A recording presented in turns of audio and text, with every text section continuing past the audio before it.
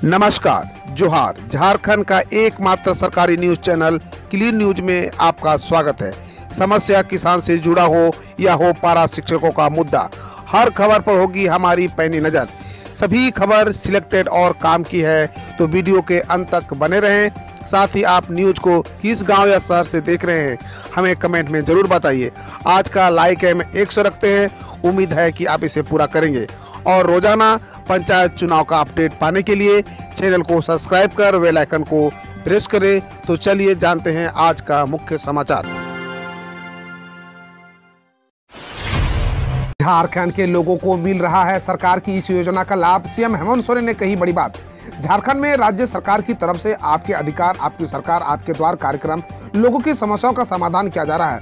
इस बीच मुख्यमंत्री हेमंत सोरेन ने कहा कि पहले लोगों को अपनी समस्याओं का समाधान और सरकार की योजनाओं का लाभ लेने के लिए कार्यालयों के चक्कर लगाने पड़ते थे, लेकिन अब सरकार घर घर जाकर लोगों की जरूरतें पूरी करने के साथ साथ उनकी समस्याओं का समाधान कर रही है।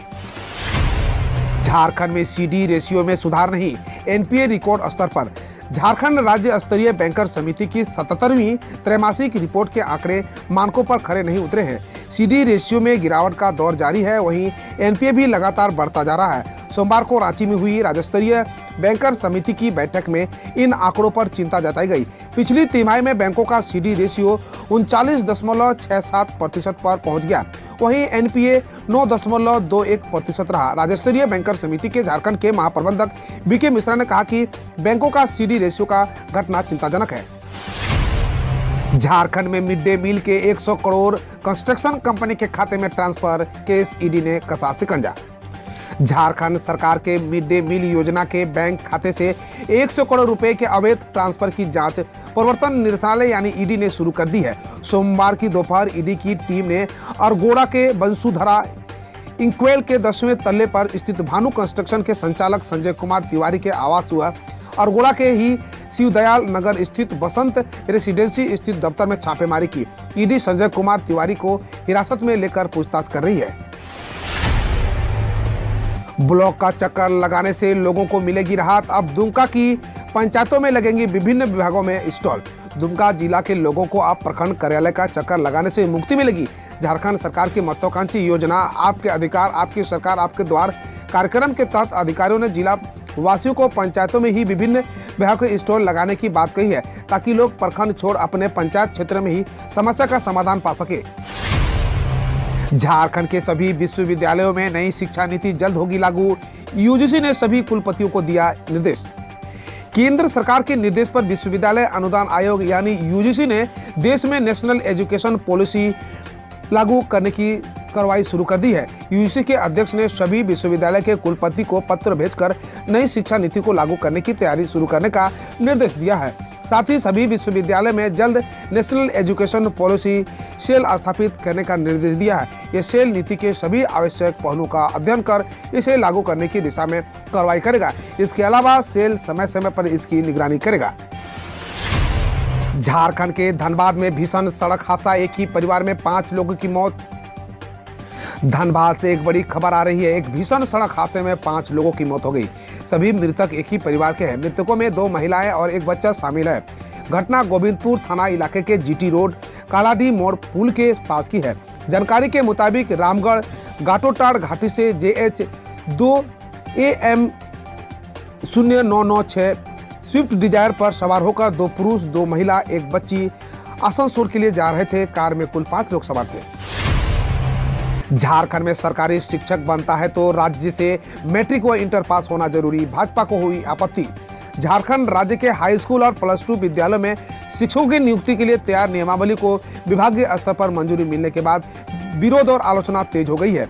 सूबे की मुख्य विपक्षी दल भाजपा के प्रवक्ता कुणाल सानगी ने शिक्षक नियुक्ति की नियमावली के उस प्रावधान को जोड़ने पर कड़ा ऐतराज जताया है, जिसमें राज्य सरकार ने झारखंड से मैट्रिक इंटर पास होने की अनिवार्य किया है।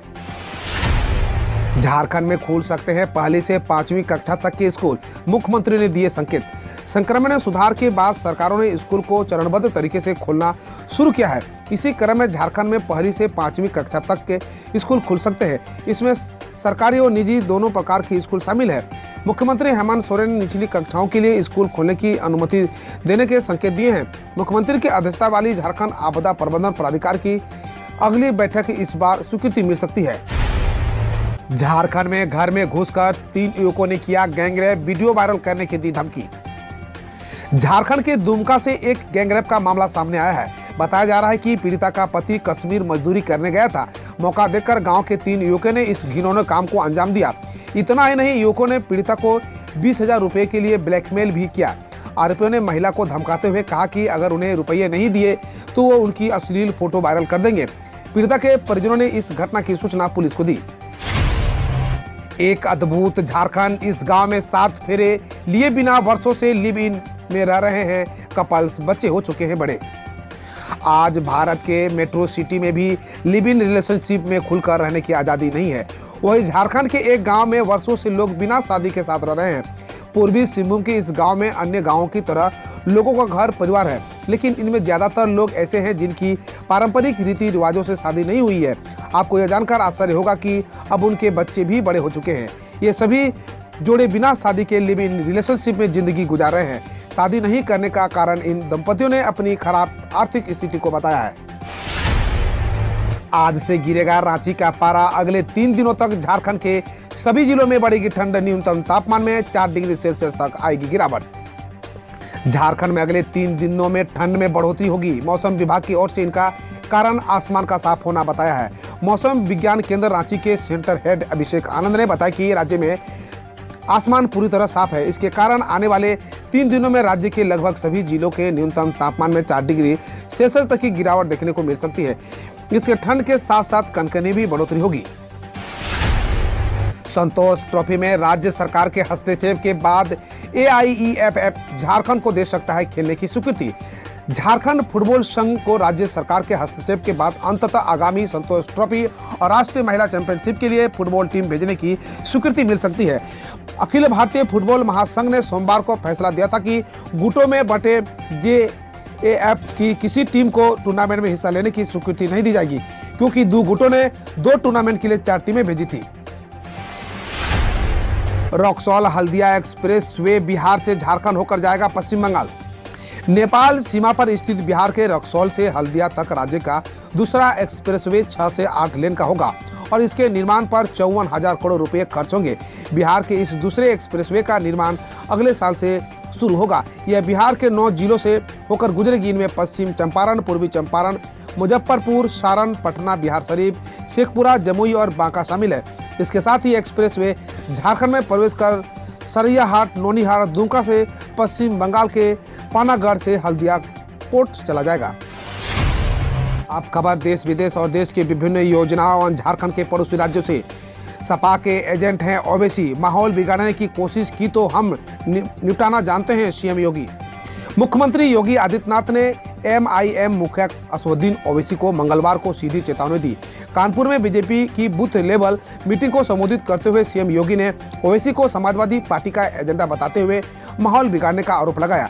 योगी ने कहा कि मैं चाचा जान और अब्बा जान के अनुयायियों से कहूंगा कि अगर प्रदेश की भावनाओं को भड़काकर माहौल खराब करेंगे तो सरकार सख्ती के साथ निपटाना भी जानती है। हर व्यक्ति जानता है कि ओवैसी समाजवादी पार्टी के एजेंट बनकर प्रदेश में भावनाओं को भड़काने का काम कर रहे हैं। नियमावली में संशोधन कर योगी सरकार ने डॉक्टरों को दी सौगात। अब सीधे ग्रेड 2 पर हो सकेगी भर्ती प्रक्रिया। यूपी में नए मेडिकल कॉलेज की शुरुआत के साथ अस्पतालों के लिए विशेषज्ञ डॉक्टरों की भर्ती की प्रक्रिया तेजी से की जा रही है। प्रदेश वासियों को बेहतर स्वास्थ्य सुविधाएं देने के लिए मुख्यमंत्री योगी आदित्यनाथ ने विशेषज्ञ डॉक्टरों की नियुक्ति के लिए नियमावली प्रक्रिया में संशोधन किया है, जिसके तहत उत्तर प्रदेश चिकित्सा स्वास्थ्य नियमावली 2020 नामक एक संशोधित सेवा नियमावली का गठन किया है। इस नियमावली के तहत 15 विशेषज्ञों में कुल 8,431 विशेषज्ञ चिकित्सकों के लक्ष्यानुसार सीधे ग्रेड 2 पर भर्ती की प्रक्रिया की जा सकेगी। हेल्थ इंफ्रास्ट्रक्चर और चिकित्सा शिक्षा के क्षेत्र में उत्तर प्रदेश को देश में सिरमौर बनाने में जुटे CM योगी के इस क्रांतिकारी प्रयास से अब चिकित्सा स्वास्थ्य एवं परिवार कल्याण विभाग द्वारा उत्तर प्रदेश लोक सेवा आयोग UPSC के जरिए से विशेषज्ञ चिकित्सकों की लक्षित तरीके से सीधी भर्ती किए जाने की व्यवस्था है। ऑटो से कोचिंग जा रहे विद्यार्थियों को ट्रक ने कुचला, 4 की मौत, आक्रोशित लोगों ने ट्रक में लगाई आग। बिहार में सड़क हादसे की घटनाएं थमने का नाम नहीं ले रही है। मुंगेर के हवेली खड़गपुर जमुई मुख्य मार्ग पर नजरी के समीप एक ट्रक और ऑटो के बीच जोरदार टक्कर हुई। इसमें ऑटो पर सवार 3 स्टूडेंट और ऑटो ड्राइवर की मौके पर ही मौत हो गई, जबकि 4 को गंभीर हालत में जख्मी होने के बाद अस्पताल ले जाया गया। बड़ी संख्या में स्थानीय लोग घटनास्थल पर पहुंचे, लोगों के अंदर के हवाले कर दिया। पंजाब में केजरीवाल ने कहा, कांग्रेस के 25 विधायक संपर्क में है, लेकिन उनका कचरा लेना नहीं चाहते। दिल्ली के मुख्यमंत्री और आप संयोजक अरविंद केजरीवाल ने मंगलवार को अमृतसर में कहा, कांग्रेस के बहुत सारे लोग हमारे संपर्क में हैं, लेकिन हम उनका कचरा लेना नहीं चाहते। केजरीवाल ने कहा, हमारे तो 2 ही गए हैं, लेकिन उनके 25 विधायक और 2-3 सांसद हमारे संपर्क में है। यह गंदी राजनीति, हम इसमें नहीं पड़ते। एमपी के सीएम शिवराज सिंह ने कहा, टंटिया भील के नाम पर होगा पताल पानी रेलवे स्टेशन का नाम। मध्य प्रदेश के मुख्यमंत्री शिवराज सिंह चौहान ने ऐलान किया है कि राज्य के पताल पानी रेलवे स्टेशन का नाम बदलकर टंटिया भील रेलवे स्टेशन किया जाएगा। सिंह ने सोमवार को कहा, जननायक टंटिया भील जिन्होंने अपना सब कुछ न्यौछावर कर दिया, उनका नाम जीवित रखेंगे। बकौल सिंह इंदौर स्थित भंवर कुआं चौराहे का नाम भी टंटिया भील चौराहा किया जाएगा। पाकिस्तान के रास्ते अफगानिस्तान पहुंचेगा भारत का गेहूं, पीएम इमरान खान ने दी मंजूरी।